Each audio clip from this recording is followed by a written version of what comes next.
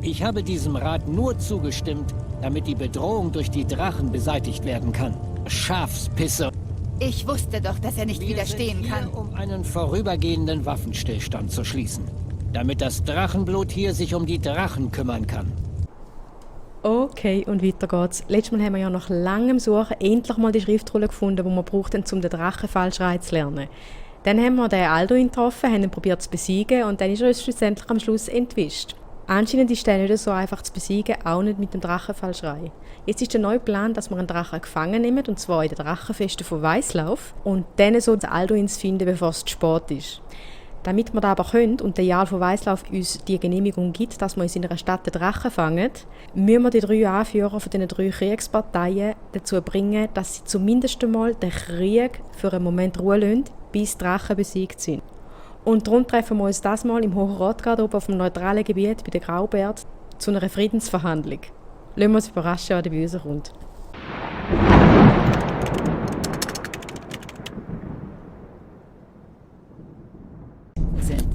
Werdet ihr uns hineinlassen oder nicht? Niemand hat euch hierher eingeladen. Ihr seid hier nicht erwünscht. Wir haben genauso viel Recht, bei diesem Rat anwesend zu sein wie ihr alle. Im Grunde sogar noch mehr. Denn wir waren es, die das Drachenblut auf diesen Weg gebracht haben. Wer seid ihr? Die Überheblichkeit der Klingen kennt wahrlich keine Grenzen. Delfin, wir sind nicht hier, um alte Streitigkeiten neu aufzuwärmen. Wir haben es mit einem dringenden Problem zu tun. Alduin muss aufgehalten werden. Ihr hättet diesen Rat nicht einberufen, wenn ihr nicht auch dieser Meinung wärt. Wir wissen eine Menge über die Lage und die Bedrohung, die Alduin für uns alle darstellt. Ihr braucht uns hier, wenn dieser Rat Erfolg haben soll. In Ordnung. Tretet ein.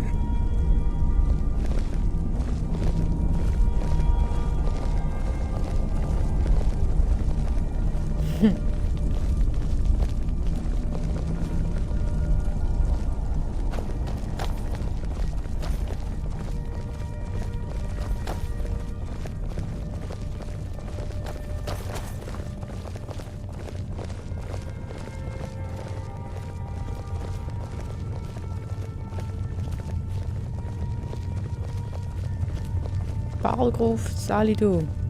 Tuli, hui. Heute zwar kenne ich nicht, einmal Tricke schon. Und da hätten wir den Ulfrig. Warum zögert ihr? Setzt. Jetzt, wo alle hier sind, solltet ihr euch setzen, damit wir beginnen können. Ich hoffe, dass wir alle hier uns im Geiste des... Ihr beleidigt uns, indem ihr sie zu dieser Verhandlung mitbringt? Eure wichtigste Talos-Jägerin? Das hat ja nicht sehr lange gedauert. Äußerst taktvoll.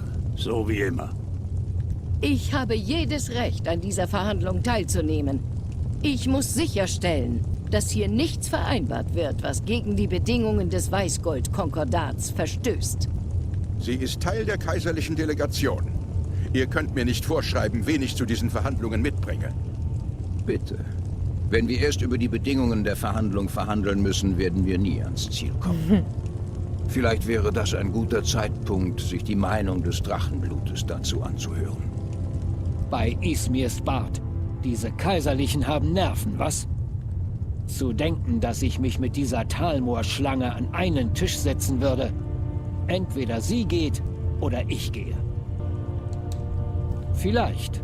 Aber sie hierher zu bringen, ist eine bewusste Provokation. Tullius muss erkennen, dass ich mich nicht herumschubsen lasse. Das halte ich für einen Fehler. Aber dieses Mal will ich mich eurem Urteil beugen. Aber sie soll nur beobachten, sonst nichts. Mit ihr verhandeln wir nicht, ist das klar? Ulfrig, warum so feindselig? Nicht die Talmoor verbrennen eure Höfe und töten eure Söhne. Sie sollte auf unserer Seite Ihr sein? wisst genau. Nein, diesmal nicht. Wenn ich ganz kurz crashen darf, nehme jetzt mal nicht übel, Uli. Ich glaube, wir müssen noch ein bisschen mehr über dich erfahren. So sinnlos wie eh und je. Oder? Damit sich Kollegen da aber ein besseres Bild über dich machen können. Ich habe natürlich meine Hausaufgaben gemacht, habe ein bisschen recherchiert. Von euch hätte ich mehr erwartet, Drachenblut. bisschen über deine Person gelernt, weil ich dich so wahnsinnig interessant finde. Also, wir wissen ja, dass du für ein unabhängiges Himmelraum bist, dass du dafür bist, dass die Kaiserlichen da eigentlich nicht so viel zu suchen haben. Aber weißt du denn wirklich deinen Antrieb hinter dieser Ansicht? Hat es vielleicht etwas mit dem Weißgold-Konkordat zu tun? Der Vertrag, der regelt, dass die Nord nicht ihren Gott, den Talmor, anbeten. Da ist gewissen halt so aufgestoßen, oder, Uli? Voll daneben.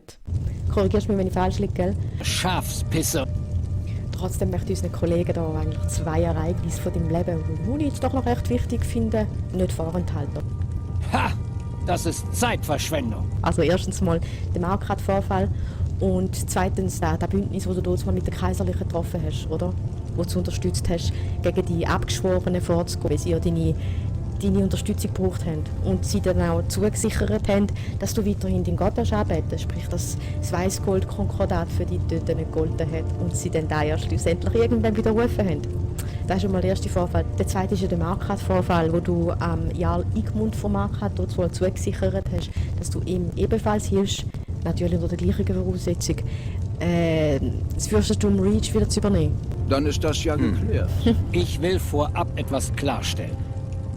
Los geht's. Ich habe diesem Rat nur zugestimmt, damit die Bedrohung durch die Drachen beseitigt werden kann. Es gibt nichts weiter zu besprechen. Es sei denn, das Kaiserreich ist endlich bereit, auf seinen unrechtmäßigen Herrschaftsanspruch über das freie Volk von Himmelsrand zu verzichten. Ich wusste doch, dass er nicht widerstehen kann. Um einen vorübergehenden Waffenstillstand zu schließen, damit das Drachenblut hier sich um die Drachen kümmern kann. Das ist alles. Ich betrachte schon das Gespräch mit dem Kaiserreich als eine großzügige Geste. Seid ihr fertig? Seid ihr nur hergekommen, um Reden zu schwingen, oder kommen wir endlich zur Sache? Ja, bringen wir es hinter uns. Können wir weitermachen? Jarl Ulfric, General Tullius. Einen Rat wie diesen hat es noch nie zuvor gegeben.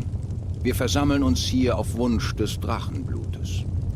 Ich bitte euch alle, den Geist von Hoch-Rodgar zu respektieren und euer Bestes zu geben, um den ersten Schritt hin zu dauerhaftem Frieden in Himmelsrand zu tun. Möchtet ihr die Verhandlungen eröffnen? Ja, fangen wir an. Wir wollen die Kontrolle über Markgrad. Das ist unser Preis für die Zustimmung zu einem Waffenstillstand. Darum seid ihr also hier, Ulfric?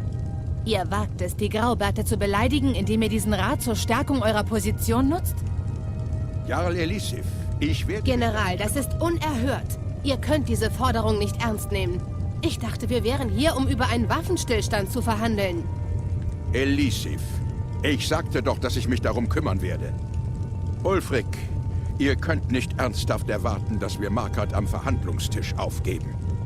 Ihr versucht bei den Verhandlungen das zu bekommen, was ihr euch im Kampf nicht holen konntet. Ist es das? Ich bin mir sicher, dass Jarl Ulfric nicht davon ausgeht, dass er etwas ohne Gegenleistung bekommt. Ja, das wäre absolut Was wird untypisch. das Kaiserreich als Gegenleistung erwarten? Wartet! General, ihr wollt Markgrad doch nicht einfach diesem Verräter übergeben. Und so belohnt uns das Kaiserreich für unsere Loyalität. Genug! Um einmal eins klarzustellen, diese Verhandlungen waren nicht meine Idee. Ich halte sie für eine Zeitverschwendung. Ihr seid ein Verräter des Kaiserreichs und verdient den Tod eines Verräters. Aber ich verhandle wenigstens mit guten Vorsätzen. Da wir alle auf euren Wunsch hier sind, würde ich gerne erfahren, was ihr denkt, wie viel Markgrad wert ist. Zuerst denke ich mal etwas anderes. Und zwar, der Kollege da hinten, der Uli, der behauptet ja die ganze Zeit, dass er fair gekämpft hat. Hat er nicht. Du sagst, dass du dort mal beim Kampf gegen den Großkönig Torik nach dem Recht der Nord gekämpft hast. Wo du dann herausgefordert hast, sich auf den Kampf einzulassen um den Thron. Also du sagst, du bist ein fairer Kämpfer. Wäre es denn nicht fairer gewesen, dass du ihn mit den Mitteln, die auch ihm zur Verfügung gestanden sind, also sprich Waffen, Schwert, Bogen, was auch immer, zu bekämpfen, anstatt dass du dich an einem Schrei bedienst? Das halte ich für einen Fehler. Es ist ja klar, dass du dort offensichtlich im Vorteil warst, weil, wenn ich mich nicht irre, hast du früher mal eine Ausbildung bei den Graubärten oben gemacht. Also bevor der Krieg zwischen den Kaiserlichen und dem Altmeri-Bund losgegangen ist. Wo du dann nachher irgendwann gefangen worden bist und wo ja heute noch nicht klar ist, ob du entkommen bist von der Altmeri oder ob sie dich freilassen haben. Es wird gemunkelt, dass du mit denen unter einer Decke steckst und dass du insgeheim für die Altmeri kämpfst. Und so belohnt uns das Kaiserreich für unsere Loyalität. Einfach, dass wir das auch erwähnt haben, dass wir unsere Kollegen nicht im Dunkeln tappen lassen. Dann ist das ja geklärt. Rift würde dabei helfen, unsere Kommunikation mit Cyrodiil sicherzustellen und Ulfriks Südflanke unter Druck zu setzen. Ihr habt gehört, was sie gesagt hat, Ulfric. Wir haben euch ein faires Angebot gemacht. Meint ihr eure Worte ernst oder seid ihr nur hier, um mit Drohgebärden aufzuwarten? Von euch hätte ich mehr erwartet, Drachenblut. Ich kam in gutem Glauben hierher und jetzt sieht es aus, als würdet ihr dem Kaiserreich auf Schritt und Tritt helfen. Was euch betrifft, General Tullius, sehe ich jetzt, dass Galmar recht hatte. Mit dem Kaiserreich zu reden, ist so sinnlos wie eh und je. Wenn ihr glaubt, dass ihr Markart halten könnt, seid ihr ebenso verblendet, wie es euer Kaiser war, als er unsere Freiheit an die Talmor verkauft hat. Himmelsrand wird sich nie wieder eurem falschen Kaiserreich beugen. Gehen wir, Galmar. Ich hätte gleich auf euch hören sollen. Ihr wart schon immer töricht, Ulfric. Ihr seid als Diplomat genauso schlecht wie auf dem Schlachtfeld. Halt! Seid ihr der Gefahr gegenüber so blind, dass ihr nicht über eure kleingeistigen Streitigkeiten hinwegsehen könnt? Ihr sitzt hier herum und streitet wegen nichts, während das Schicksal des Landes auf dem Spiel steht. Gehört er zu euch, Delphin? In dem Fall sollte er besser aufpassen, was er sagt. Er gehört zu mir. Und ich würde euch beiden raten, zuzuhören, was er zu sagen hat, bevor ihr etwas Übereiltes tut. Ganz genau. Versteht ihr nicht, welche Gefahr uns droht?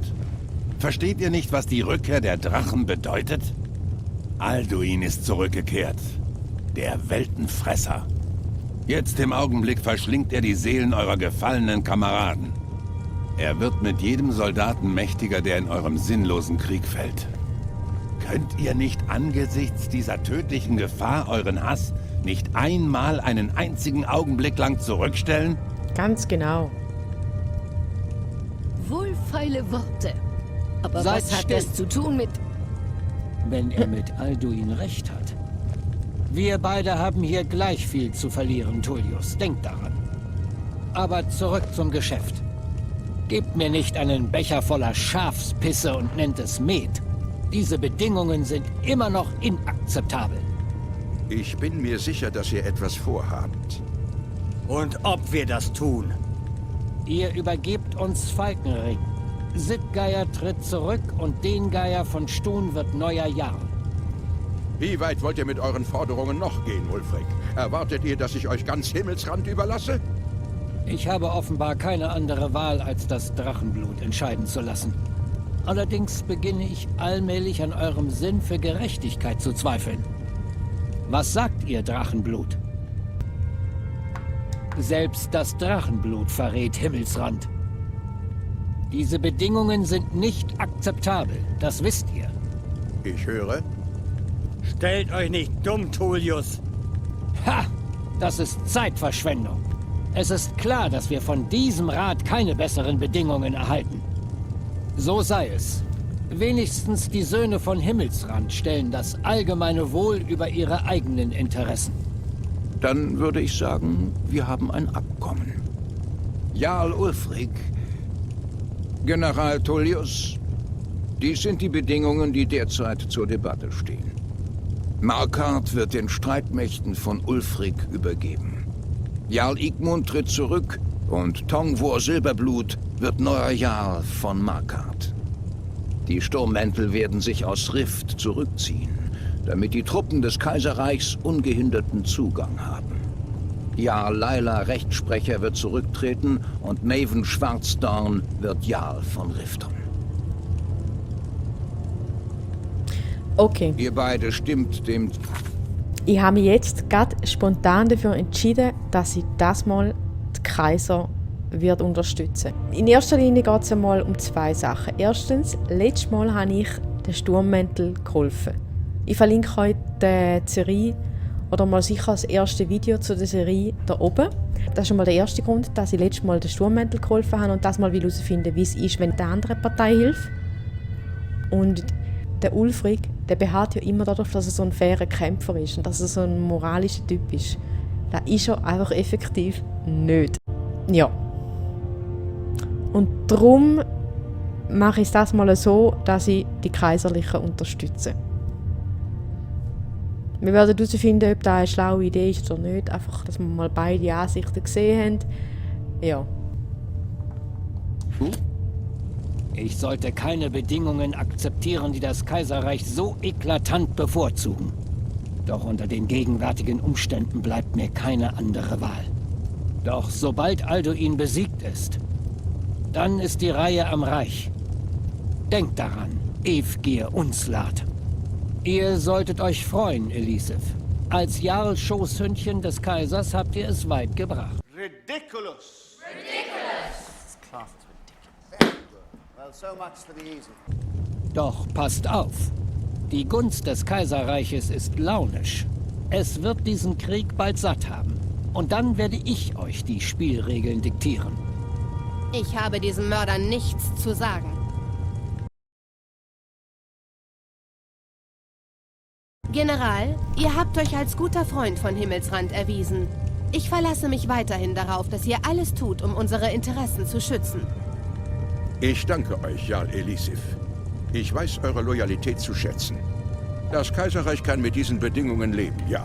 Für einen vorübergehenden Waffenstillstand, bis die Drachenbedrohung aus der Welt ist. Danach, Ulfric, wird abgerechnet. Darauf könnt ihr euch verlassen. Kommt, Galmar. Vor uns liegt viel Arbeit. Markart aufzugeben ist ein hoher Preis für diesen Waffenstillstand, Drachenblut. Ich hoffe, die Sache war es wert. Dann wünscht ihr noch einen schönen Tag, he? Ciao. Ich nehme an, dass ihr mit dem Plan des Drachenblutes vertraut seid, Jarl Balgruf. Ja, ich bin bereit, meinen Teil beizutragen. Gebt einfach das Kommando. Dann werden meine Männer euch helfen, diese Falle zuschnappen zu lassen. Aber das Problem bleibt. Wie soll man einen Drachen überhaupt nach Drachenfeste locken?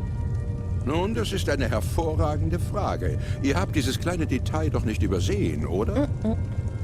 Ich glaube, hierbei kann ich euch behilflich sein. Unser Nestbären. Ich habe schon mit diesem Problem gerechnet. Während ihr dieses Treffen vorbereitet habt, habe ich die Bibliothek des Tempels der Himmelszuflucht besucht.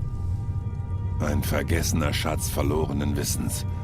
Aber das Wichtigste ist, dass die Klingen die Namen vieler getöteter Drachen aufgezeichnet haben. In Kombination mit Delphins Karte von Drachenfriedhöfen bin ich mir ziemlich sicher, dass ich einen der Drachen gefunden habe, die Alduin wieder zum Leben erweckt hat. Versteht ihr denn nicht? Die Namen der Drachen bestehen immer aus 3 Wörtern der Macht. Schreie. Wenn ihr den Drachen mit der Stimme ruft, wird er euch hören, wo immer er sich auch aufhält. Er wird dazu nicht gezwungen, aber Drachen sind von Natur aus hochmütige Kreaturen und würden nie eine Herausforderung ablehnen. Insbesondere eure Stimme sollte diesen Drachen interessieren. Immerhin habt ihr Alduin besiegt. Ich halte es für höchst wahrscheinlich, dass er nicht widerstehen kann und eurem Ruf nachkommen wird. In der Tat. Im Gegensatz zu diesen werten Herren bin ich kein Meister der Stimme, aber es steht hier in dieser Schriftrolle geschrieben. Od Aving. Geflügelter Schneejäger, wenn ich das richtig verstehe. Ich würde einen Wochenlohn geben, um Ulfrics Gesichtsausdruck beim Akzeptieren der Bedingungen des Alles Waffenstillstands noch. Wir wissen von Partonax.